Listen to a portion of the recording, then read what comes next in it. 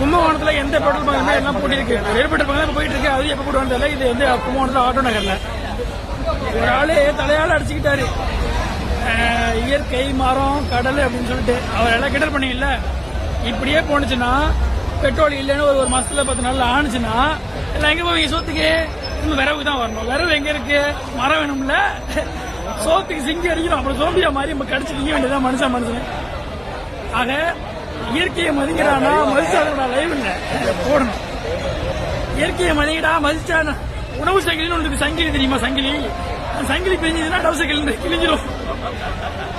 உணவு சங்கிலி இயற்கை தான் முக்கியம். இயற்கையை மதிங்க. இது ரைட்டா ஆட்டி காட்டுது. இது முதல்ல இது எங்க முடியும் தெரியல. அதுக்கப்புறம் பார்ப்போம்.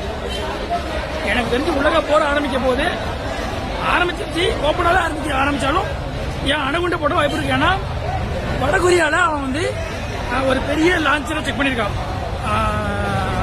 நாளைக்கு நியூஸ்ல வரும். அதனால பார்ப்போம்.